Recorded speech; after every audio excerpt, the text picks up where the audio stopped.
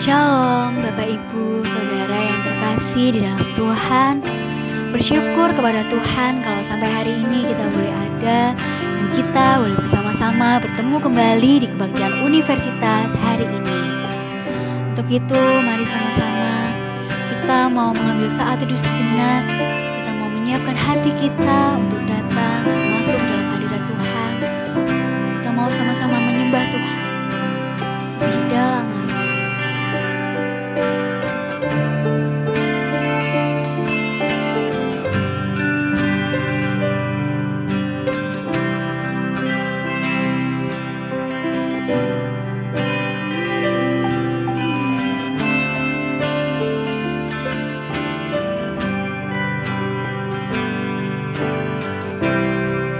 When the music fades, all is stripped away, and I simply come, longing just to read something that's of worth that will bless your heart. I'll bring you more than a song in itself is not what you have required. You search much deeper within, through the way things happen. You're looking into my heart. I'm coming back to the heart of worship. And it's all about you, it's all about you, Jesus. I'm sorry, Lord, for the thing I made it. But it's all about you, it's all about you, Jesus.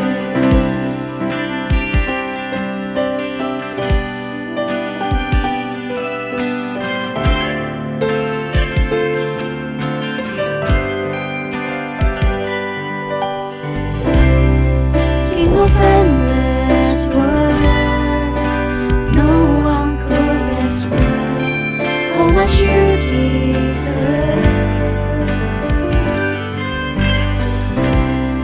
Though I'm weak and poor, all I have is yours, every single breath. I'll bring you more than a song. It's not what you have required. You search much deeper within, through the way things appear. You're looking into my heart. I'm coming back to the heart of worship, and it's all about you.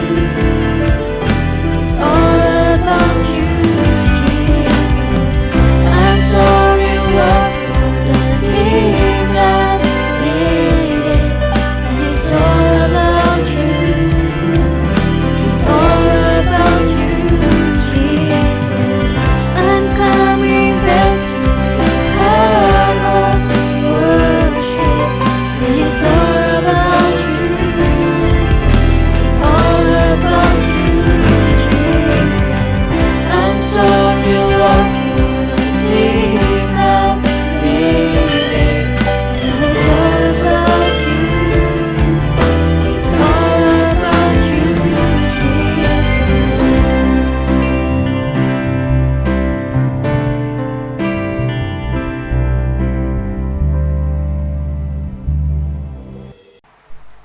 Kebaktian Universitas hari ini kita mulai dengan berlandaskan kasih dan anugerah Allah Bapa yang telah dinyatakan dalam pribadi dan karya Allah Anak Yesus Kristus melalui persekutuan dengan Allah Roh Kudus.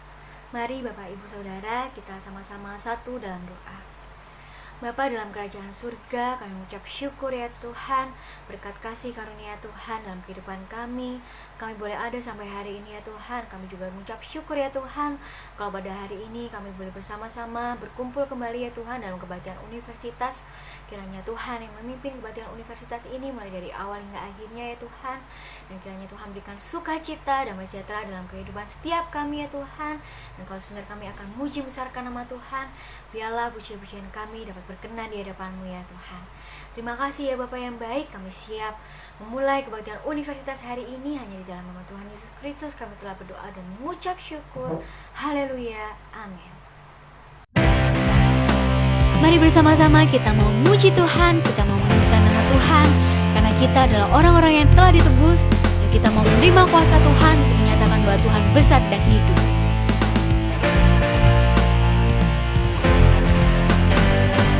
Kami yang telah ditebus dengan darah yang kudus, menangkan pujian bagi-Mu. Kami bayar kudus-Mu sebagai bukti karya-Mu, nyatakan Kau besar dan hidup.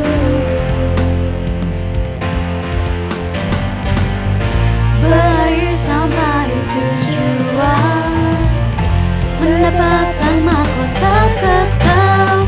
Kami terima kuasa-Mu Tuhan, kami terima kemenangan yang Engkau sediakan untuk kami bawa di setiap langkah. Dimanapun kami berdiri, kemanapun kami akan pergi, di situ pasti mujizat-Mu terjadi.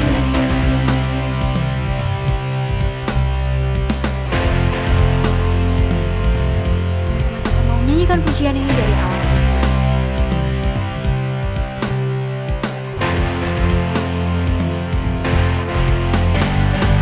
Kami yang telah ditebus dengan darah yang kudus, mengangkat pujian bagi-Mu.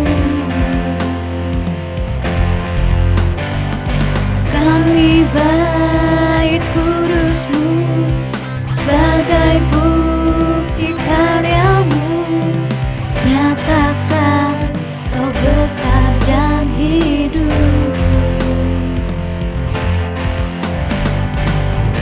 Beri sampai tujuan, mendapatkan mahkota kekal. Kami terima kuasa-Mu Tuhan, kami terima kemenangan yang Engkau sediakan untuk kami bawa di setiap langkah. Dimanapun kami berdiri, kemanapun kami akan pergi, di situ pasti mujizat-Mu terjadi. Kami terima kuasa-Mu Tuhan, kami terima kemenangan yang Engkau sediakan untuk kami bawa di setiap langkah. Kemanapun kami berdiri, kemanapun kami akan pergi, di situ pasti mujizat-Mu terjadi. Di situ pasti mujizat-Mu terjadi.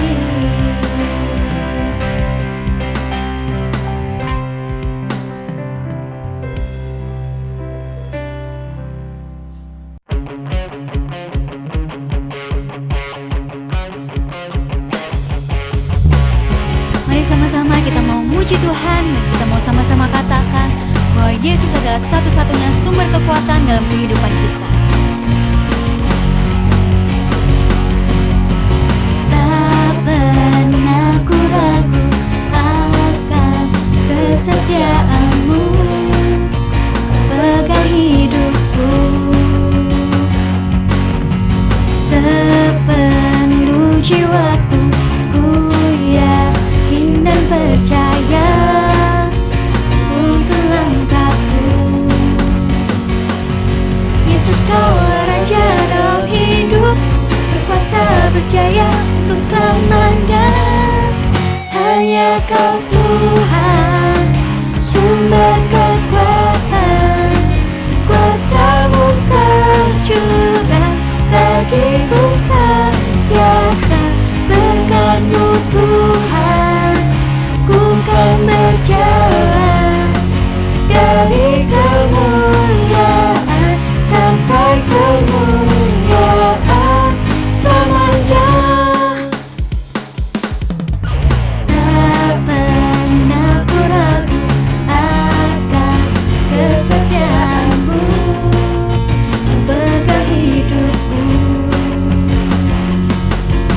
Sepenuh jiwaku ku yakin dan percaya tuntun langkahku. Yesus, Kaulah Raja dalam hidupku, berkuasa berjaya untuk selamanya. Hanya Kau Tuhan, sumber kekuatan, kuasa-Mu tercurah bagiku senantiasa. Dengan-Mu Tuhan, ku kan berjalan dari kemuliaan sampai kemuliaan. Ya Kau Tuhan, sumber kekuatan, kuasa-Mu tercurah bagiku senantiasa. Dengan-Mu Tuhan, ku kan berjalan dari kemuliaan sampai kemuliaan selamanya.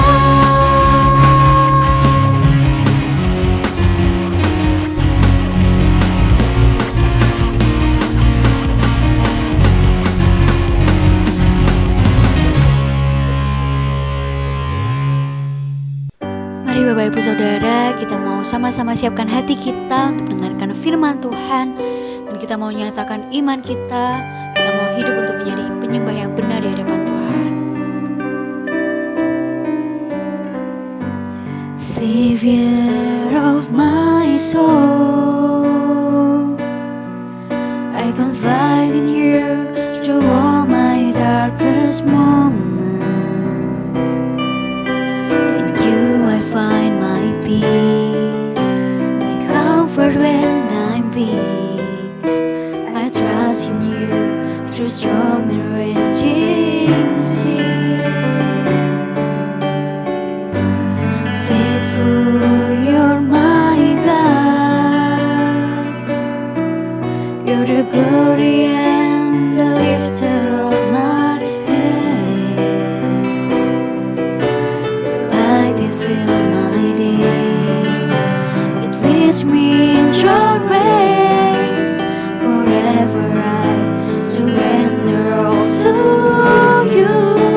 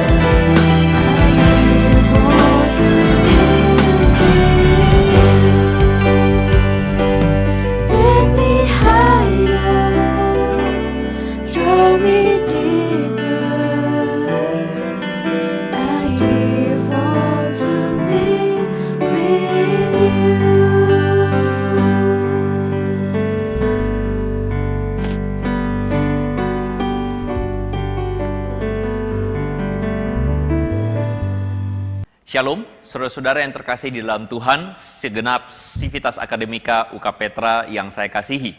Senang rasanya bisa berada bersama-sama dengan saudara, menjadi bagian dalam persekutuan ini, dalam kebaktian ini.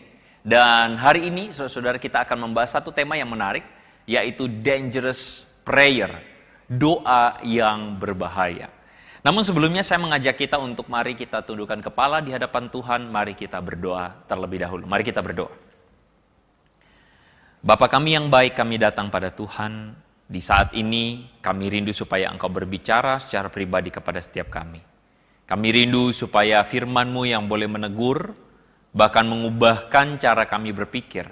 Sehingga hidup kami bukan hanya sekadar beragama, tetapi hidup kami semakin berbuah dan berbuah lebat di dalam Tuhan. Berkati waktu perenungan firman-Mu ini Tuhan, di dalam nama Yesus kami berdoa. Amin. Nah saudara-saudara, tema kita doa yang berbahaya ini, ya ini temanya menarik saudara-saudara ya. Akan kita dasarkan dari satu bagian firman Tuhan yaitu Matius pasal 6 ayat 10. Satu ayat saja saudara-saudara. Firman Tuhan berkata begini, datanglah kerajaanmu, jadilah kehendakmu di bumi seperti di sorga. Datanglah kerajaanmu, jadilah kehendakmu di bumi seperti di sorga. Nah saudara, tema ini pertama kali ketika dipropose kepada saya menjadi bertanya-tanya, kenapa temanya menjadi doa yang berbahaya? Saya menduga sebagian besar dari kita ketika membaca atau mendengarkan tema ini, mungkin bayangan kita adalah doa yang berbahaya itu adalah doa yang besar kuasanya. Atau doa yang berbahaya itu adalah doa yang powerful. Doa yang sepertinya ketika kita doa, maka doa tersebut dijawab Tuhan, mempunyai kuasa mujizat di dalamnya. Mungkin bayangan kita seperti itu. It's okay, saudara-saudara. Tetapi, saudara-saudara, menarik sekali ketika saya merenungkan tema ini, doa yang berbahaya. Saya langsung teringat bagaimana doa Yesus di dalam doa Bapa kami seperti yang tadi kita barusan baca. Datanglah kerajaanmu, jadilah kehendakmu di bumi seperti surga. Nah saudara-saudara, ngomong-ngomong tentang doa Bapa kami atau ngomong tentang doa yang Yesus ajarkan ini, saya tiba-tiba teringat tentang sebuah kisah di mana satu saat saya sedang mengkonseling, kebetulan ada seorang Kristen yang menelpon saya kira-kira jam 3 atau jam 4 pagi. Di suara telepon seberang di sana, saudara-saudara, dia mengatakan kepada saya bahwa dia ingin bunuh diri. Saudara-saudara, hal tersebut mengagetkan saya. Hal tersebut mengejutkan saya.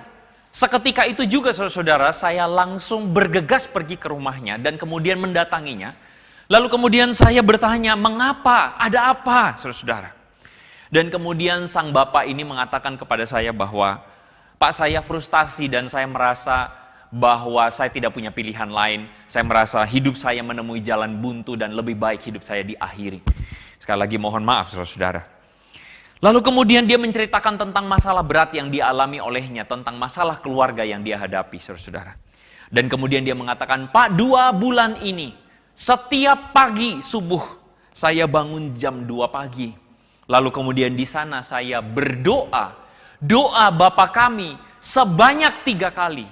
Saya ulang-ulang doa Bapa kami 3 kali. Tapi mengapa Pak, selama 2 bulan ini, masalah saya tidak kunjung selesai? Saya berdoa dengan doa sempurna yang Yesus ajarkan. Setiap malam, setiap pagi, 3 kali diulang-ulang. Tetapi mengapa masalah saya tidak selesai? Saudara, saya jadi tidak tahu apa yang ada dalam pikiran saudara ketika saya menceritakan kisah tersebut. Tentu saja kisah ini bukan mempermalukan orang tersebut. Tetapi saya mengira kisah seperti ini juga mungkin menjadi kisah yang jika kita berada di dalam posisi Bapak tersebut, sebagian dari orang Kristen hari ini yang beragama Kristen mungkin berpikiran hal yang sama.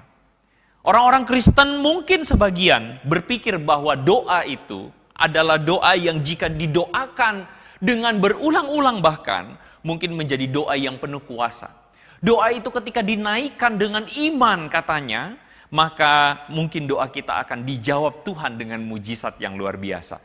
Saya kira sebagian dari saudara pernah mendengar bahkan khotbah-khotbah yang mengatakan jika doa kita tidak dijawab Tuhan atau tidak terjadi mujizat, maka kita berdoa dengan iman yang kurang di sana. Nah saudara, bentuk frustasi dari seorang bapak ini, seorang Kristen ini adalah satu bentuk yang saya sungguh sangat sesalkan. Ketika saya mendengarkan hal tersebut, tentu saya tidak langsung mengkuliahkan bapak itu saudara tentang arti dari doa itu sendiri. Tetapi saudara-saudara, pelan-pelan kemudian saya membimbing dan mengajak dia untuk berpikir dan mengerti bahwa doa atau doa Bapa kami yang dia ulang-ulang 3 kali itu, saudara-saudara, setiap pagi, adalah doa yang bukan ditujukan untuk melakukan atau terjadi sebuah mujizat yang kita harapkan. Tetapi doa Bapa kami itu adalah sebuah gambaran doa yang relasional, yang mengubah cara kita itu berdoa. Saya ulang sekali lagi. Doa Bapa kami, saudara-saudara, sebenarnya adalah sebuah gambaran doa yang sifatnya adalah relasional, yang mengubah cara kita berdoa. Saudara, nanti saya akan jelaskan apa maksudnya, saudara-saudara. Ketika Yesus mengatakan, datanglah kerajaanmu, jadilah kehendakmu di bumi seperti di sorga. Saudara-saudara, ini adalah satu doa yang menurut saya sangat-sangat powerful, yang sebenarnya akan mengubah cara kita berpikir tentang selama ini doa itu seperti apa. By the way, saudara-saudara, ketika saya kecil, saya sering mendoakan doa Bapa kami ini. Setiap ibadah saya ada dalam satu gereja yang punya liturgi di mana setelah selesai doa syafaat harus ada doa Bapa kaminya. Saudara-saudara, ketika saya membayangkan doa Bapa kami, dalam bayangan saya ketika dikatakan datanglah kerajaanmu, jadilah kehendakmu. Saudara, saya langsung berpikir tentang sebuah kerajaan yang turun dari langit, saudara-saudara. Di mana saya berpikir doa ini meminta supaya sorga, ya, seperti sebuah kerajaan yang dari emas itu, saudara-saudara, di dalam penggambaran kitab Wahyu, turun dari sorga, saudara-saudara, perlahan-lahan kemudian ada di bumi dan kemudian tada, gitu saudara-saudara ya. Jadilah kerajaanmu di bumi seperti di sorga, saudara-saudara. Tetapi saudara, ketika saya mempelajari bagian ini, saya menjadi menyadari bahwa sebenarnya pemikiran seperti itu tentu saja bukan menjadi realisasi atau apa yang Yesus ajarkan di dalam doa Bapa kami. Saudara, ketika Yesus berkata, datanglah kerajaanmu, jadilah kehendakmu. Saudara, bahasa asli yang dipakai oleh Yesus menggunakan satu istilah dalam bahasa Yunani yaitu basileia. Basileia, saudara-saudara, memang diartikan sebagai kerajaan Allah. Ya, basileia, kerajaan. Tetapi kerajaan itu tidak dimaksudkan selalu merujuk kepada sebuah kerajaan yang sifatnya fisikal. Atau kerajaan yang sifatnya fisik, saudara-saudara, jasmani. Tetapi kata basileia itu juga bisa diartikan sebagai pengaruh atau kekuasaan. Sehingga kerajaan Allah, ketika Yesus mengatakan datanglah kerajaanmu, saudara, Yesus sedang mengatakan datanglah pemerintahan atau kekuasaan Allah di bumi seperti di sorga. Nah saudara, sebagai satu gambaran, saya tunjukkan kepada saudara ini adalah peta dari kerajaan Romawi, saudara-saudara. Kalau saudara perhatikan, ibu kota kerajaan Romawi itu letaknya ada di Roma. Dan sedangkan yang di lingkar merah salah satunya itu adalah sebuah daerah provinsi, namanya provinsi Yudea, tempat di mana setting Yesus mengajarkan doa Bapa kami pada saat itu. Kalau saudara perhatikan, kerajaan Romawi itu letaknya di Roma. Tetapi ketika kerajaan Romawi itu menguasai daerah seperti yang ada di peta tersebut, saudara, kerajaan Romawi itu menunjukkan eksistensinya di mana daerah-daerah bahkan sampai di Yudea itu mengakui bahwa ada pemerintahan Roma di Yudea. Ada pemerintahan atau kekuasaan Roma yang sampai dan menguasai seluruh Yudea.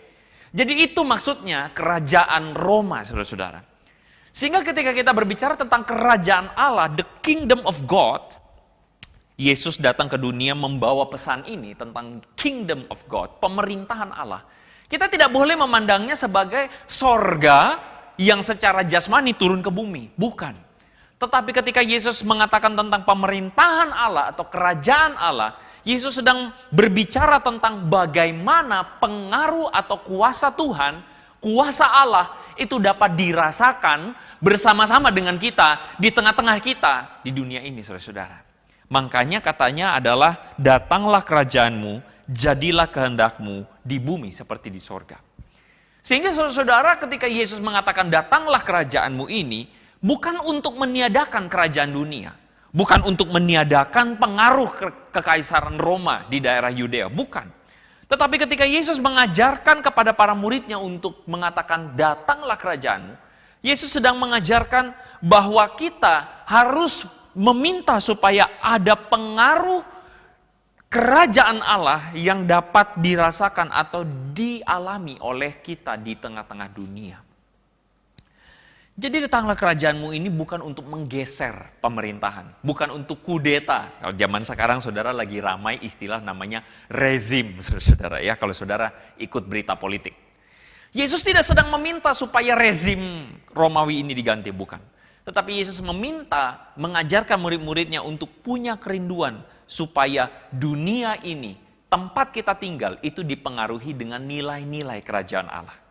Dan tebak saudara-saudara, dengan berdoa demikian, Yesus sebenarnya ingin mengajarkan kepada para muridnya untuk pengaruh kerajaan Allah itu di tengah-tengah dunia dimulai dari murid-murid Yesus. Dimulai dari murid-muridnya. Jadi ini bukan sebuah doa yang mengharapkan hari ini kita berdoa, besok terjadi mujizat. Bukan.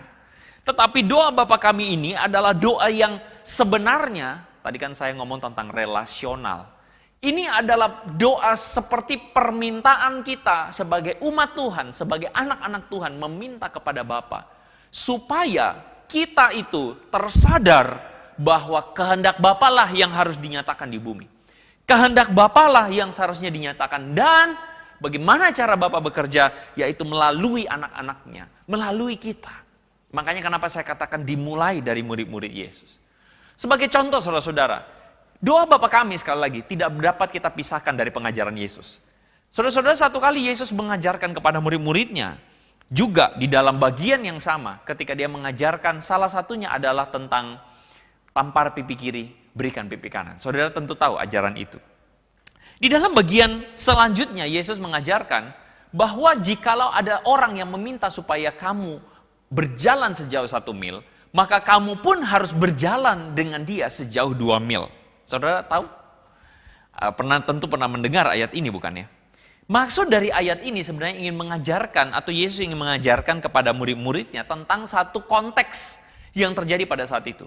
Di mana pada waktu itu pemerintah Roma itu mempunyai sebuah kebijakan di mana setiap orang-orang Yudea atau orang-orang Yahudi, jika berjumpa dengan prajurit Roma dan prajurit Roma tersebut sedang membawa sebuah barang, maka ketika sang prajurit meminta kesediaan orang Yahudi tersebut, memerintahkan kepada orang Yahudi tersebut untuk memikul barangnya, maka dia wajib untuk memikul barangnya dan berjalan sejauh 1 mil. Itu konteks dari pengajaran ini. Jadi saudara-saudara, pada waktu itu orang-orang Yahudi merasa terhina sekali. Karena mereka merasa bahwa mereka ini adalah bangsa pilihan Tuhan. Tetapi mengapa orang-orang Roma itu memerintah mereka dengan sekena-kenanya, dengan sesuka-suka mereka sendiri, saudara-saudara. Ini adalah satu penghinaan, ini adalah satu penderitaan, dan kalau saudara ini terjadi pada hari ini, saudara ini mungkin sudah dilaporkan kepada human rights, saudara-saudara ya. Social justice warrior di sosial media udah langsung berkicau-kicau, saudara-saudara. Ya. Nah ini yang terjadi. Jadi ada satu rasa marah, ada satu rasa benci, ada satu rasa dendam dalam diri orang Yahudi yang diperintahkan untuk berjalan 1 mil memikul barang mereka. Saudara-saudara, ngomong-ngomong, saudara di gambar yang ini saudara-saudara, ada gambar Simon orang Kirene. Saudara tahu kisahnya ya, ketika Yesus disalibkan, ada Simon orang Kirene yang membawa salib Yesus. Saudara, itu bukan karena Simon orang Kirenenya pengen bawa salib Yesus, bukan. Tapi kalau saudara baca, di situ prajurit Roma memerintahkan Simon untuk membawa salib Yesus. Nah, ini hukum yang ini nih, yang sedang diajarkan, atau yang sedang terjadi. Tetapi menariknya saudara-saudara, kepada orang-orang Yahudi atau murid-murid Yesus tentu saja menjadi bagian dari mereka, yang marah kalau misalnya disuruh berjalan membawa barang, memikul barang sejauh 1 mil, Yesus mengatakan berjalanlah bersama dengan dia sejauh 2 mil. Yesus bukan memerintahkan kepada murid-muridnya untuk lawanlah prajurit Roma tersebut, atau ambillah batu, lemparlah dia misalnya. Tetapi Yesus mengajarkan kepada para muridnya untuk berjalanlah bersama 2 mil. Saudara, saya menempatkan diri jadi murid Yesus atau jadi orang Yahudi, saya akan protes sama Tuhan. Tuhan, kok begitu amat sih? Engkau tidak paham perasaan saya. Engkau tidak paham apa yang saya rasakan. Saya minta supaya prajurit Roma ini enyah. Tapi Yesus justru mengajarkan urusan enyahnya prajurit Roma atau tidak, itu bukan urusanmu. Tetapi urusanmu hari ini adalah engkau membawa nilai-nilai kerajaan sorga. Ketika engkau diinjak, ketika engkau dihina, berikan lebih, kata Yesus. Mohon maaf saudara-saudara, ini ajaran yang, ajaran yang gila. Ajaran yang tidak waras. Ajaran yang tidak sepertinya enak kita terima. Tetapi ini kerajaan Allah. Di mana Yesus mengajarkan tentang nilai yang berlawanan dengan dunia. Kalau dunia hari ini mengajarkan kepada kita untuk barang siapa yang menjadi terbesar di antara kamu, kita akan menjadi yang teratas. Makanya orang berburu-buru menjadi atau merebutkan jabatan yang paling tinggi, saudara-saudara. Ketika orang ada di atas, kalau orang lain mau dihormati oleh orang lain, maka engkau harus menunjukkan kuasamu, menunjukkan powermu. Tapi Yesus mengajarkan barang siapa yang terbesar di antara kamu harus jadi yang terkecil. Yesus mengajarkan barang siapa yang terbesar di antara kamu dia harus melayani. Itu kan ajaran yang ajaran yang upside down, ajaran yang sungsang, saudara. Tetapi itulah kerajaan Allah. Saudara, seorang bernama Athenagoras dari Athena. Dia adalah seorang yang pernah hidup, seorang Yunani yang pernah hidup di abad kedua, saudara-saudara. Saudara, dia ini adalah orang yang tidak percaya Tuhan, tentu saja. Karena dia adalah orang Yunani, saudara. Dan dia adalah orang yang melihat dengan mata kepala sendiri. Pada waktu itu terjadi sebuah penganiayaan besar terhadap orang-orang Kristen. Abad kedua itu masa-masa gentingnya, saudara-saudara ya. Dan menariknya, Athenagoras of Athens ini, atau Athenagoras dari Athena ini, adalah orang yang kemudian menjadi Kristen karena dia itu heran dengan sikap hidup orang-orang Kristen. Ini menarik sekali, saudara-saudara. Dia menjadi Kristen karena dia melihat sikap hidup orang-orang Kristen. Dalam sebuah surat yang dia tulis, saudara-saudara, kepada seorang bernama Diognetus, dia mengatakan begini, orang Kristen itu tidak berbeda dengan orang Roma. Namun mereka sangat unik. Jadi ini dia menyatakan keheranannya, saudara. Orang Kristen ini mematuhi hukum, namun nyatanya mereka melampaui hukum. Saudara ingat tadi ya, ajaran Yesus. Berjalan 1 mil, berjalanlah 2 mil, begitu. Orang Kristen ini menunjukkan kasih sekalipun kepada mereka yang menganiaya mereka. Orang Kristen ini miskin, tapi mereka kaya. Mereka kekurangan, namun berkelimpahan. Mereka membalas kutuk dengan berkat. Mereka membalas aniaya dengan kesopanan. Atas kebaikan, mereka dihukum seperti pendosa. Saudara, dalam sebuah suratnya, seorang Athenagoras, hati nuraninya bergoncang dan bergejolak. Dari situ saudara bisa membaca dan melihat bagaimana perasaan seorang Athenagoras yang membuatnya bertanya-tanya, ada apa dengan kekristenan ini? Ini adalah kelompok yang dianiaya. Ini adalah kelompok yang menderita. Ini adalah kelompok yang tidak punya keuntungan sama sekali. Tapi mengapa mereka tetap baik meskipun dijahati? Mengapa mereka tetap menjadi orang-orang yang menjadi teladan, bahkan dia katakan above, di atas kebaikan, standarnya lebih. Mengapa bisa begitu, kata Athenagoras? Dan itulah yang menjadi alasan kenapa Athenagoras menjadi Kristen. Karena saya yakin dia melihat nilai-nilai kerajaan Allah. Dan disitulah dia menggabungkan diri dengan kerajaan Allah. Jadi saudara, di dalam doa datanglah kerajaanmu di bumi seperti di surga. Saya percaya saudara-saudara, ini adalah sebuah doa yang Yesus ajarkan untuk membawa murid-murid agar senantiasa mengingat bahwa inilah yang harus menjadi kerinduan mereka. Karena inilah kerinduan hati Tuhan, saudara-saudara. Doa adalah relasi. Kita sering mendengar kata klise, doa itu napas hidup orang percaya. Betul? Tetapi hari ini saudara-saudara, kita melihat doa kita cenderung mempunyai satu bentuk yang berbeda dibandingkan dengan doa para murid hari itu yang Yesus ajarkan. Di mana Yesus mengajarkan para murid untuk ketika engkau berdoa berelasi dengan Tuhan, engkau menemukan hatinya Tuhan. Dan ketika engkau menemukan hatinya Tuhan, maka engkau akan tergerak untuk menjadi seperti Tuhan. Itu menarik, saudara-saudara. Tetapi dengan doa kita hari ini justru berkebalikan. Saudara, satu kali saya berjalan-jalan di sebuah kota di Bangkok, saudara ya, di sebuah jalan di Bangkok. Ketika saya ada di sana, saya berjumpa dengan sebuah kuil, saudara-saudara, yang letaknya ada di depan sebuah mall besar. Saya ingat mallnya namanya Ai Setan. Ya. Saya bertanya-tanya kenapa namanya setan, saudara ya. Tapi oke, itu pasti punya arti sendiri. Dan saya menemukan satu inskripsi yang ada di kuil tersebut. Di situ menggambarkan sebuah dewa namanya Dewa Ganesha, saudara-saudara. The Lord of Success katanya. Dan bagi para orang yang ingin berdoa kepada Ganesha, di situ dikatakan bisa memberikan persembahan berupa pisang, mangga, kelapa, dan sebagainya, dan sebagainya. Bisa juga mempersembahkan bunga. Dan di situ bahkan dikatakan ada doanya, dan ketika doa 3 kali, maka diharapkan akan terjadi doa yang kita inginkan itu terjawab. Jadi kalau engkau minta sukses, maka engkau akan sukses. Kalau engkau minta uang, maka engkau akan dapat uang. Engkau minta naik jabatan, maka engkau akan dapat jabatan. Engkau minta jodoh, gebetan, maka akan dikasih jodoh, saudara.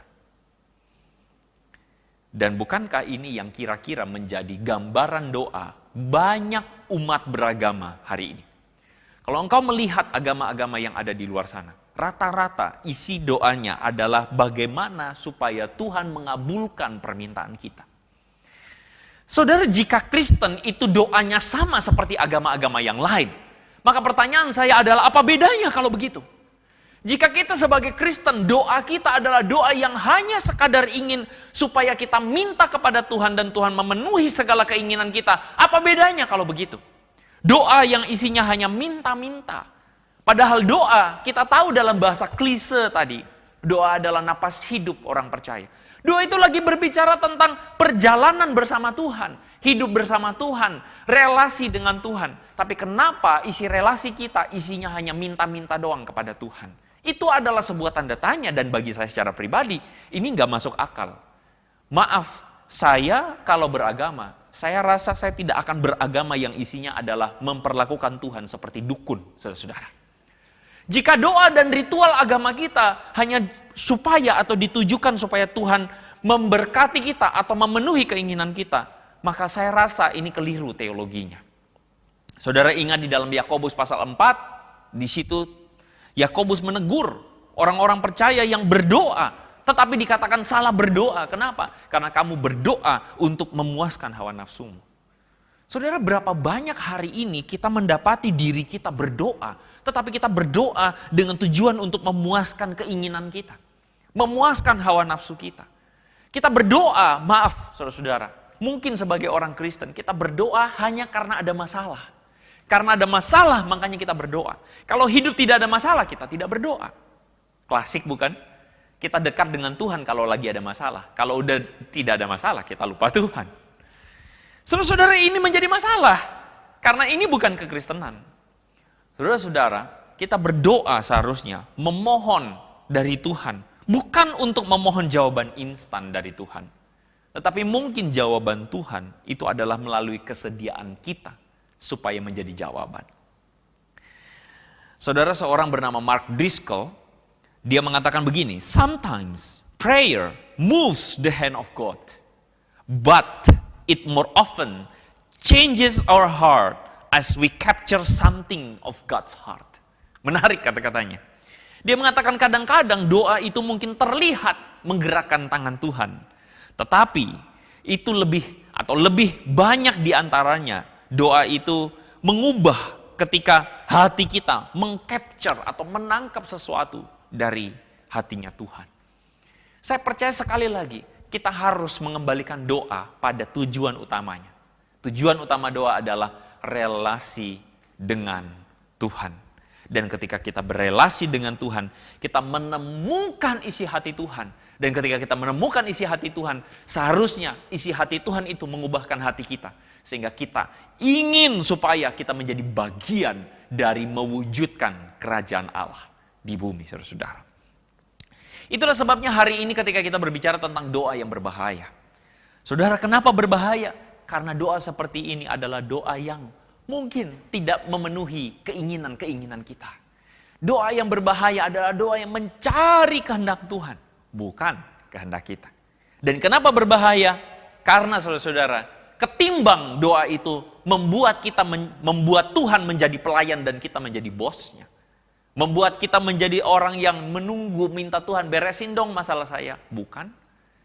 Doa ini menjadi berbahaya karena doa seharusnya tidak membuat kita demikian. Doa menjadi berbahaya karena doa ini menggerakkan kita supaya kitanya yang menjadi jawaban atas semua yang sedang menjadi perhatian kita, permasalahan kita. Kapan kita menjadi jawaban? Ketika engkau marah, ketika engkau dijahati orang, tapi engkau berdoa, Tuhan, saya dijahati orang. Tapi kemudian engkau mendapati isi hati Tuhan, ampuni dia. Itulah jawaban. Maka kita seharusnya menjadi bagian, mengambil bagian. Ya, saya harus mengampuni. Ketika kita mendapati satu problem dalam masalah, di kantor, di kampus, dimanapun engkau berada, di dalam keluargamu, engkau melihat istrimu, suamimu, atau orang tuamu, anakmu bermasalah, kita datang pada Tuhan. Saya kira jawaban Tuhan bukan dalam dalam satu malam langsung pasangan kita berubah, orang tua, anak kita berubah, bukan. Tapi saya kira menjadi jawaban Tuhan adalah Tuhan mau mereka berubah melalui kita. Kitanya yang seharusnya berubah. Kitanya yang seharusnya changes.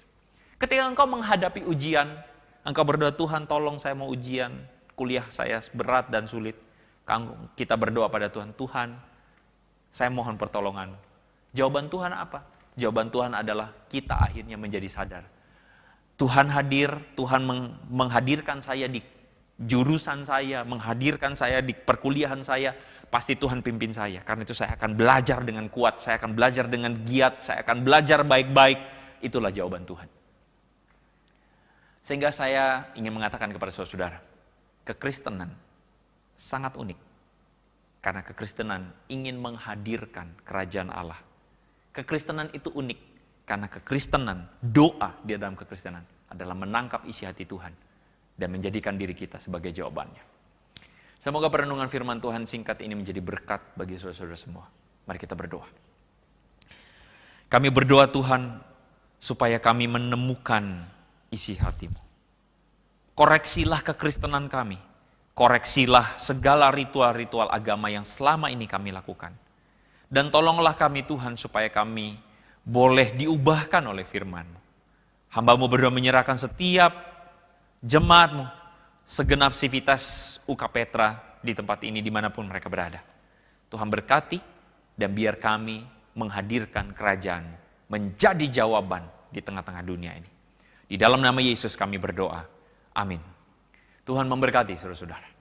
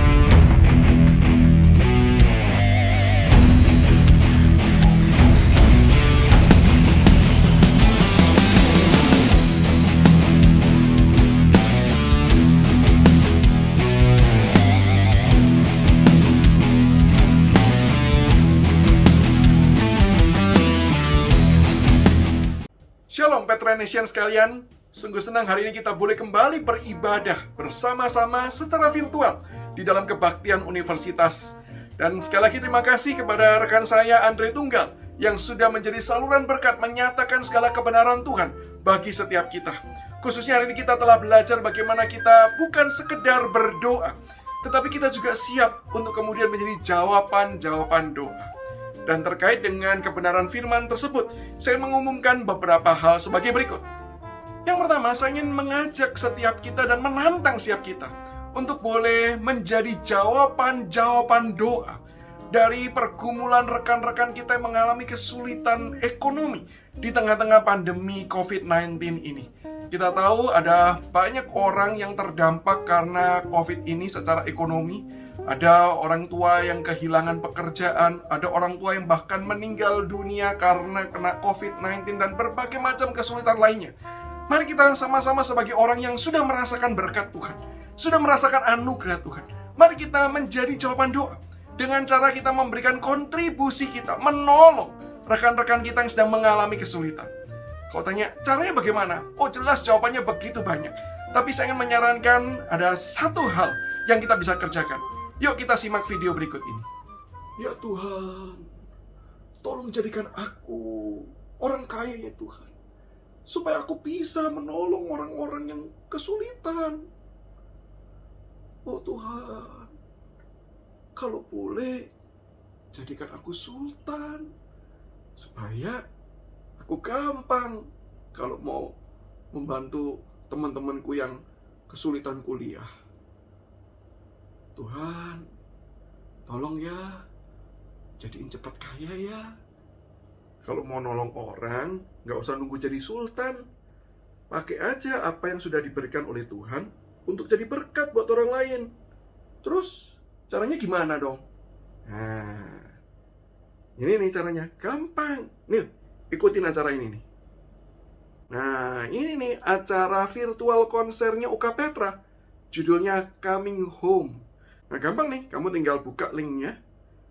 Kamu tinggal pilih nih. Nah, kalau kamu sudah sultan, pilih yang paling bawah tuh. Nah, kalau kamu masih, ya begitu-begitu aja, pilih nih yang 60.000 aja. Cukup 60.000, sudah bisa jadi berkat bagi orang lain. Jadi nggak perlu nunggu kamu kaya dulu, baru bisa jadi berkat. Ngerti nggak? Oh, gitu ya? Bisa ya? Wah, gampang banget. Yuk, buruan ikut yuk. Yang kedua, kami di UK Petra juga berdoa dan rindu supaya kami bisa menjadi jawaban doa bagi pergumulan rekan-rekan. Mungkin ada di antara kita yang mengalami pergumulan kesehatan jasmani, yaitu kita mengalami mungkin terpapar COVID, atau mungkin keluarga kita terpapar COVID, atau mungkin sebagian mengalami pergumulan emosional. Kita stres, kita depresi, kita mengalami kesulitan di tengah-tengah belajar di rumah dengan berbagai macam kondisi yang berbeda-beda. Atau bahkan sebagian juga mengalami kondisi pergumulan secara spiritual, sehingga membutuhkan akan dukungan doa, support secara firman Tuhan. Maka rekan-rekanku, kalau kalian adalah orang-orang yang mengalami semua pergumulan tersebut, kami di UK Petra ingin menjadi bagian di dalam kehidupan teman-teman, membantu rekan-rekan untuk bisa menghadapi pergumulan-pergumulan tersebut. Ada salah satu aplikasi yang sudah diluncurkan oleh UK Petra, ada di dalam link tree di bawah ini. Ketika nanti rekan-rekan mengklik akan link berikut ini, maka rekan-rekan bisa mendapatkan ada 3 layanan yang tersedia untuk setiap kita, yaitu layanan terkait dengan donor plasma, layanan terkait dengan doa dan konseling, maupun konsultasi kesehatan. Silakan rekan-rekanku bisa menggunakan seluruh layanan ini dengan baik untuk bisa menolong kita di tengah-tengah pergumulan, sehingga rekan-rekan tidak berjalan sendiri, tetapi boleh berjalan bersama-sama dengan kami, melewati segala kesulitan-kesulitan ini, sampai pada akhirnya Tuhan boleh memulihkan kehidupan setiap kita. Doa kami senantiasa menyertai rekan-rekanku. Selamat melanjutkan aktivitas. God bless you all.